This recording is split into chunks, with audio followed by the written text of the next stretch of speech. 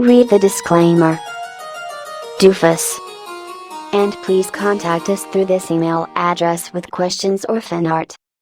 Thank you for your support.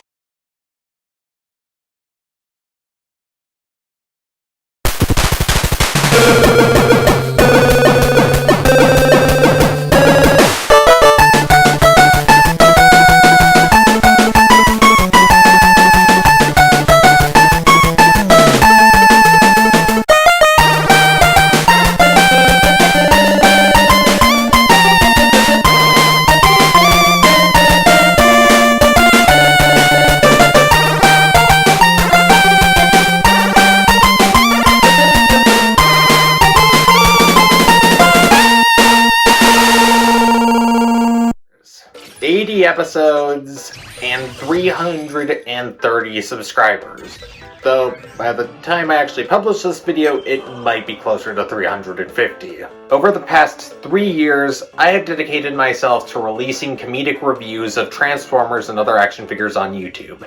And to commemorate such a momentous milestone, I'm going to review one of the biggest figures in my collection currently. Salutations, denizens of the internet! I'm Firebite27, and let us commence our analysis of Transformers Energon Megatron. Energon Megatron turns into, whatever the heck this is. The Unicron trilogy had a tendency to turn Megatron into whatever the hell they felt like turning him into, with no regard for whether or not that made sense given his G1 origins. But considering G1 Megatron was a gun, most alternate modes don't make much sense for him. Except for a tank.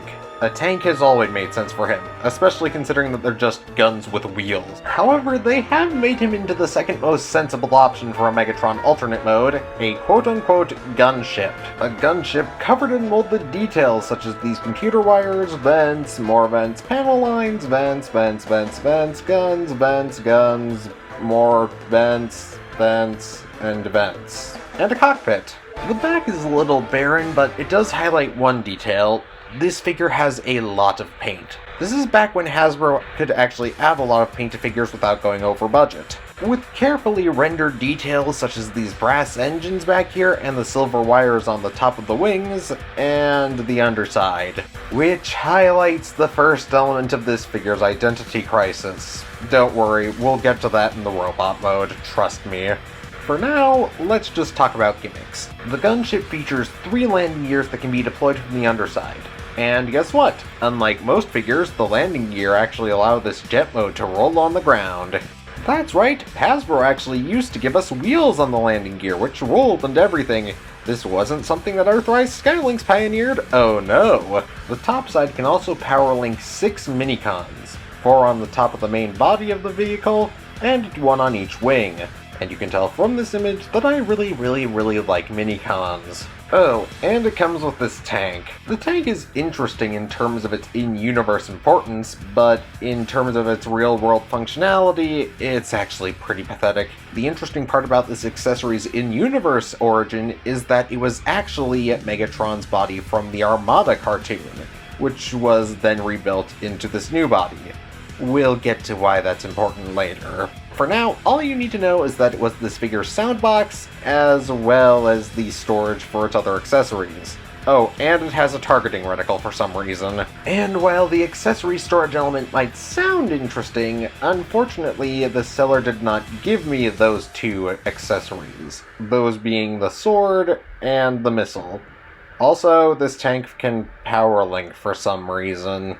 There is one more gimmick I need to cover on this alt mode, but first, I think I need to do some size comparisons. Here's Energon Megatron's alternate mode next to last week's review Kingdom Warpath, the last figure that was this large that I reviewed, Earthrise Skylinks, the last pseudo-triple changer I reviewed on this channel, Transmetal Rat Trap, the I swear to god this will all make more sense in robot mode size comparison A, 2001 RID Galvatron in Flying Dragon mode, the oh god I swear this size comparison will make more sense in robot mode B, Kingdom Cyclonus, and of course, the standard Qtama, standard can of sparkling water, and Fraud Side.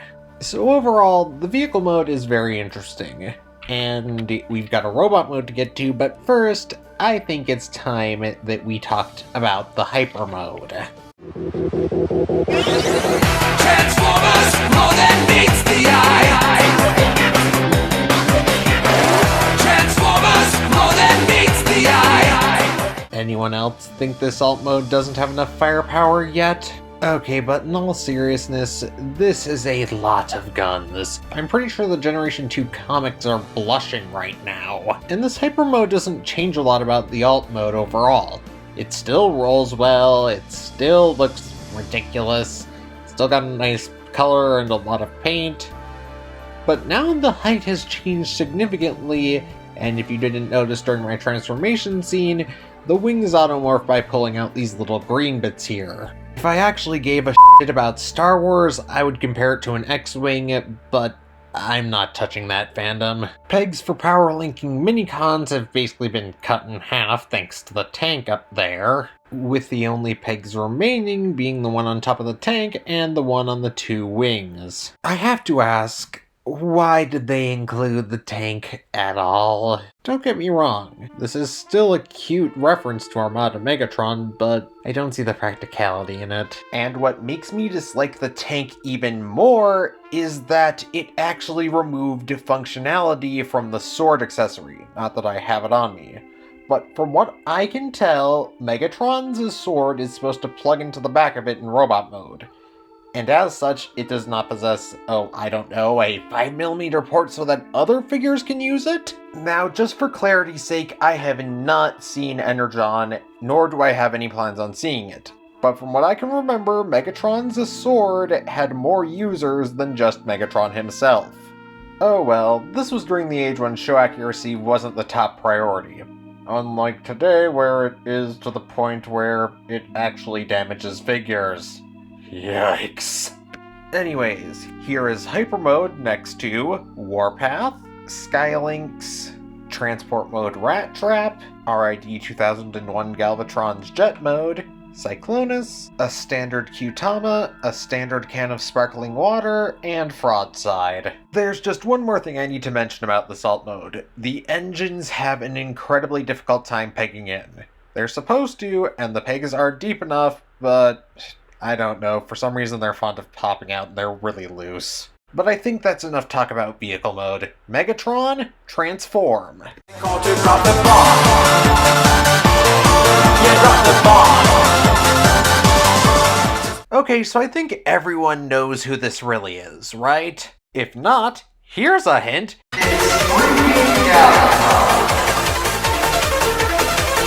I mean, it wouldn't take a genius to figure out that the spikes on Megatron's shoulders are actually Galvatron's blaster dildos. Every single iconic element of Galvatron's design is here on the toy.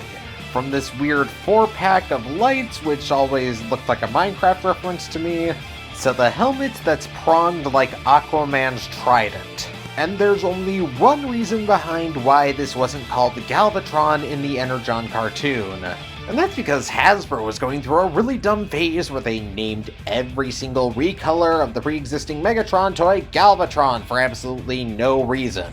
On the bright side, at least the repaint that was called Galvatron in the West had the added bonus of actually looking like Galvatron because of the color scheme. Great work. But it doesn't change the fact that this phase was kinda redonkulous. Briefly returning focus to the tank mode that was included, the tank is supposed to slot into Megatron's backpack, and then you're supposed to hold down this button and pull out the sword. However, since I don't have the sword, I can't use it for its intended purpose, and instead, I shall have to use it as a makeshift fusion cannon. Head and horns can rotate, shoulders rotate 360 degrees, and spread out, elbows bent, hips are on ratchet joints for both forward and outward movement, and the knees bend both laterally and horizontally. Megatron's articulation is passable at the very least. It's not amazing, but articulation wasn't the focus at the time of its release, so I guess I can let it slide. Having said that, it's super hard to pose in the first place because its weight distribution is all off. Megatron also goes through his own transformation into a hyper mode, but it's not nearly as impressive here because it doesn't drastically change his mode. You just pull out some cannons and extend the wings a bit more, and bam, that's the quote-unquote hyper mode. Woo, so impressive. It's not like the figure can make use of the articulation to enhance or, like, dramatize this hyper mode, so I don't see the point to adding it. Now then, let's wrap this episode up with some size comparisons. Here's Energon Megatron next to Warpath, Skylynx, Rat Trap, Galvatron, Cyclonus, a standard Qtama, a standard can of sparkling water, and Broadside. So, would I recommend acquiring Energon Megatron? Not really. He's a good figure, definitely worth a look, but if you want it, you want it. If you don't want it, you don't want it. It's just too weird for me to recommend it to a casual fan. I mean, it's got really gimped articulation, it's some really pathetic automorph, and honestly, it's just not the best leader that came out during this time period. But overall, I'm gonna have to say that it is kind of fun, and ultimately give it 7 out of 10. With that being said, thank you for the past 80 episodes and 330/50 subscribers, everyone. You've certainly made these past 3 years interesting, and, well, I can safely say that, well, hopefully the next episode will be interesting.